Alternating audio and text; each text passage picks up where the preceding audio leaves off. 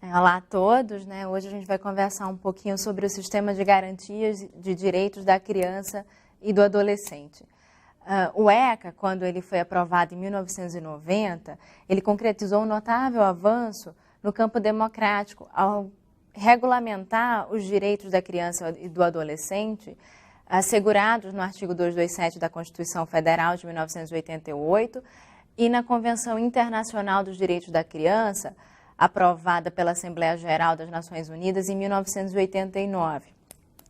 Só que, além de especificar esses direitos, os direitos gerais, os direitos específicos do universo da infância e da adolescência, o ECA também ele propôs uma nova forma de gerir esses direitos, onde todos passam a ser responsáveis pela sua concretização, criando, de fato, um sistema de garantia. E esse sistema de garantias, né, ele busca exatamente o cumprimento da legislação através de ações integradas e ações governamentais ou não governamentais. O ECA, quando ele estabelece os direitos da criança e do adolescente, ele estabelece também quem é o responsável pela concretização desses direitos. E esses direitos, como a gente sabe, são direitos complexos, né? Precisam ser concretizados de forma complexa também. E por isso a necessidade de ações articuladas, integradas entre a família, o Estado, a sociedade e a comunidade, formando de fato uma rede complexa em prol da garantia dos direitos da criança e adolescente, formando verdadeiramente um sistema de garantias.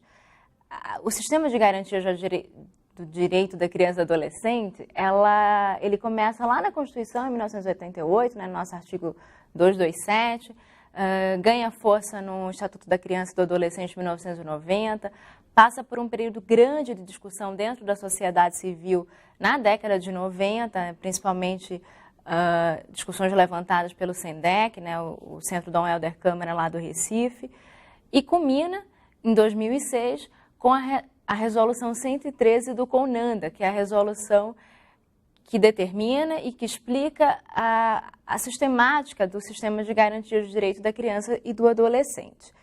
Esse sistema, ele busca articular e integrar existências públicas governamentais e da sociedade civil. E talvez articulação e integração sejam as duas palavras-chave do sistema de garantia. E é mesmo, né?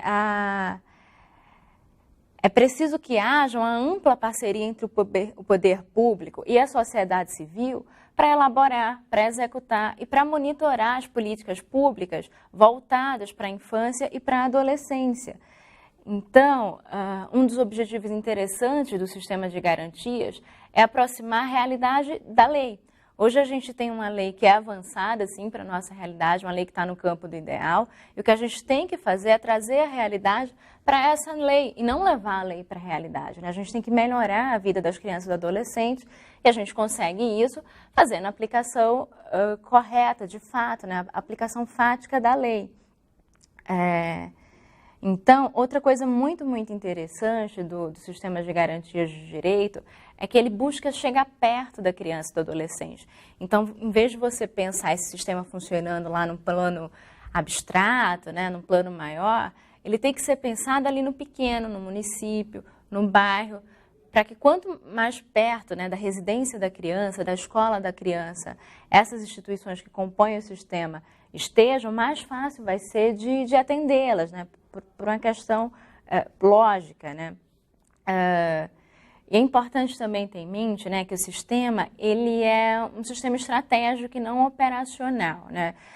Você não tem um órgão gestor, não tem uma pessoa que determina, olha, você vai fazer aquilo, você vai fazer aquilo outro e a gente vai funcionar assim.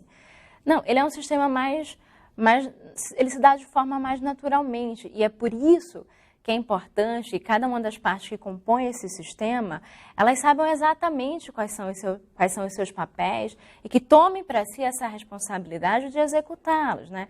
É todo mundo responsável pelo sistema de garantia de direitos da criança e do adolescente. Esse sistema de garantias, ele é dividido em 3 eixos, né? O da promoção, o da defesa e do controle da efetivação dos direitos. O eixo da promoção, ele busca, né, efetivar, de fato, os direitos. Ele se dá também em 3 espécies de sub-eixos, né? O eixo da política pública, que é exatamente aqueles direitos, né? Direito à saúde, direito à educação, direito ao lazer. O eixo da medida, o subeixo da medida protetiva, da medida protetiva, que é exatamente quando a criança ela teve o seu direito desrespeitado. Então, precisa que alguém haja, né, para protegê-la. E o terceiro subeixo, que é o eixo da medida socioeducativa, né, que é aquelas em relação aos adolescentes que estão com algum problema com a lei, né, em decorrência de atos ilícitos. Esse setor da promoção ele se dá tanto sob a ótica da execução, né, da execução da política de fato, como também perpassa por uma questão de elaboração, de colaboração, de discussão das medidas que devem ser tomadas para que, de fato, a gente consiga concretizar os direitos. O que eu acho mais legal desse eixo da promoção é de que ele é responsabilidade de todos, né? E isso fica muito, muito claro na Constituição Federal, no nosso famoso artigo 227, quando ela fala que é dever da família, é dever do Estado e é dever da sociedade assegurar com absoluta prioridade à criança, ao adolescente, ao jovem também, o direito à saúde, à educação, né, à convivência familiar, enfim, aos outros direitos. E eu acho que isso é a parte bonita do sistema, né? Onde todo mundo é responsável, onde todo mundo tem o seu dever junto à criança e ao adolescente. O segundo eixo é o eixo da defesa, né? Ele tem a ver com o acesso à justiça e a atribuição dele é justamente fazer cessar uma violação de direito. E não só fazer cessar essa violação, como também punir essa pessoa que viola, ou essa instituição que viola o direito da criança e do adolescente. Então, ele tem bastante a ver com o judiciário, né, e o acesso à justiça num sentido mais amplo, né? Ele está dentro de uma ótica mais estatal. Você tem o Poder Judiciário, representado pelo Juizado da Infância e Juventude, na figura do juiz, o Ministério Público, né, que atua como uma espécie de fiscal da lei, né, que deve voltar seus olhos para ver se os direitos estão sendo respeitados e no fato deles não, e na condição deles não estarem sendo respeitados, de acionar a justiça para que eles passem a ser respeitados. A Defensoria Pública também ela tem um papel fundamental, né? Não só, né, parte da criança e adolescente, mas eu acho que para a sociedade inteira.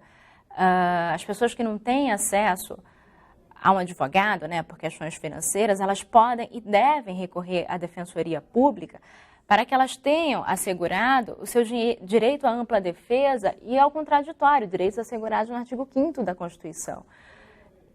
E se um adulto tem esse direito, imagina uma criança, né?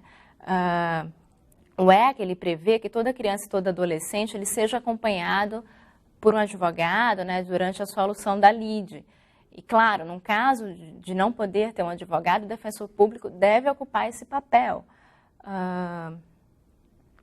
Outra instituição, outro órgão, na verdade, né, que compõe esse eixo da defesa é o Conselho Tutelar, é bastante conhecido de todos nós. Fiscalizar se os outros órgãos, se o Estado, inclusive se a sociedade está cumprindo com o papel dela de garantir os direitos da criança e do adolescente, né? Também compõe esses centros de defesa e a segurança pública. Por fim, o terceiro e último eixo é o eixo do controle da efetivação, que é responsável pelo acompanhamento, pela avaliação e pelo monitoramento das políticas públicas voltadas para a infância e para a adolescência. O legal desse eixo aqui do controle da efetivação é que a sociedade ela ganha lugar de destaque, né? Isso é muito forte no sistema de garantias. Todo mundo tem um lugar, né? Todo mundo pode fazer alguma coisa em prol dos direitos humanos das crianças e dos adolescentes.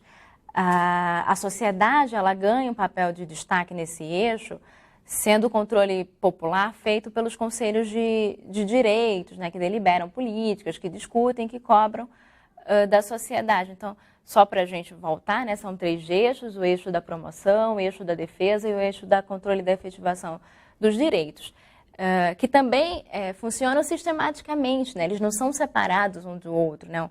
Um órgão que atua dentro de um eixo não fica impedido de atuar dentro do outro.